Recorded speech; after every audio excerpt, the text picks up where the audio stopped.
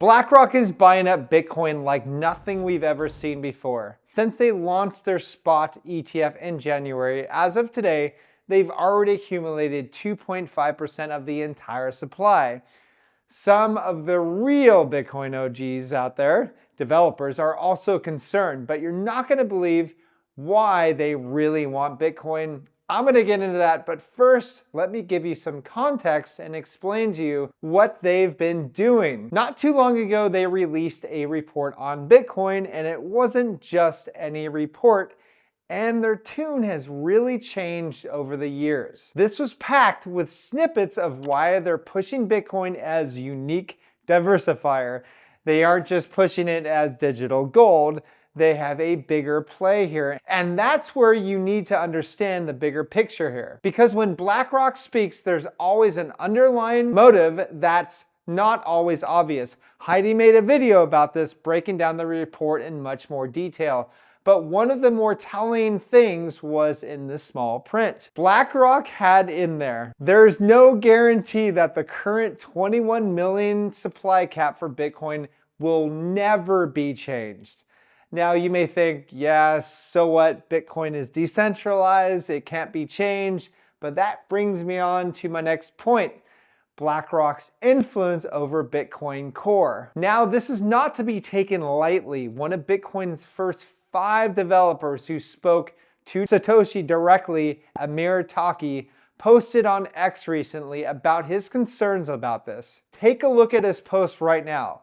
But the point he's making here is that the Bitcoin Core development team are working closely with Michael Saylor and BlackRock to control Bitcoin and the direction it goes. So we're really at a crossroads right now. And Amir is urging the original cypherpunk community to rally together and bring Bitcoin back in line with the original vision. If you want to see his full thoughts, check out the recent podcast I did with him. It's hard to capture everything. And he's not the only one. James Obi on X is also posting about the lack of focus from the core team, how they're wasting time focusing on smaller issues and ignoring the fundamental problem in Bitcoin, preserving that trustless ownership. Because right now, Bitcoin is not in a place to allow everyone worldwide to transact permissionlessly, regularly, and could actually become a victim of a form of digital bank run. In that situation, it would be only usable for a few wealthy entities and kind of destroys the whole self-sovereignty side to it. Now, I am not saying Bitcoin is completely corrupt or centralized, but we're certainly at a turning point. And I just wanted to make everyone clear on what is going on behind the scenes. BlackRock clearly are trying to get their claws on everything in every way they can, so you can see it worldwide, the amount of things they own. So you might say, yes, but it doesn't matter how much Bitcoin they own or what the core team does, as it depends on the miners. And that is what brings us to the next point. There's something that's going on under the radar quite a lot at the moment and might take you by surprise, but probably not, as it's BlackRock after all. They're investing heavily into mining companies. So BlackRock are major shareholders of 4 of the top 5 mining companies. Just let that sink in for a second. 4 out of the top 5. They're already starting to get a serious amount of hash power in the mining network.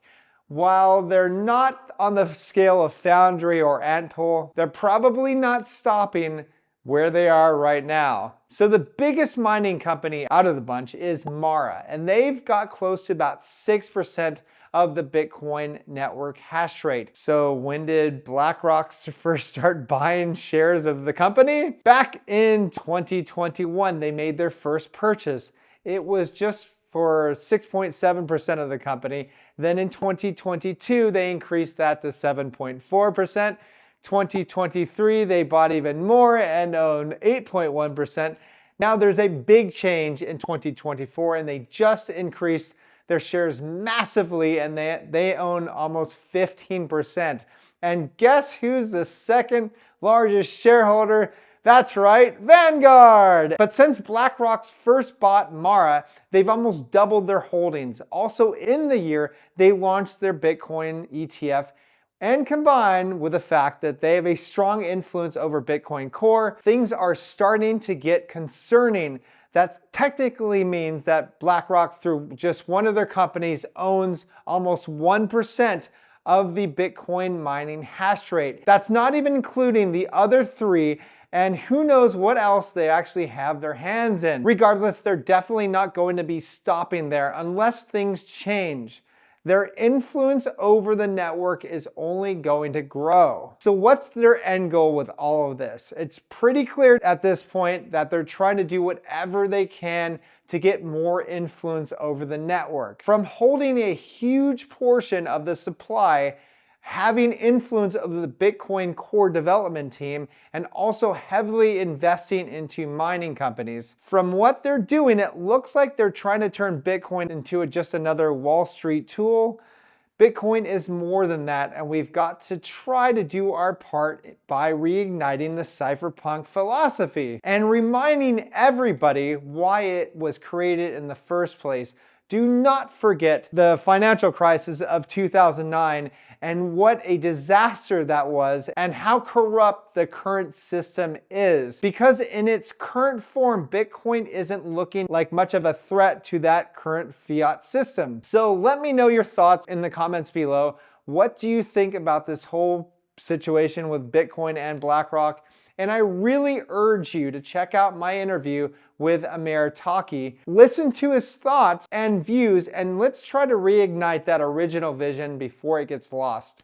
Anyways, if you want to check out more, check out learningcrypto.com, where you get to see Heidi's book, which will teach you much more about what's going on, why Bitcoin was created. It's called Why Crypto. It's one of the best crypto books out there. And you're doing yourself a disservice by not reading that, because you get to educate yourself by a crypto OG. She's been in this space since near the beginning, and it's definitely worth reading. Anyways, like and subscribe. Talk to you guys soon.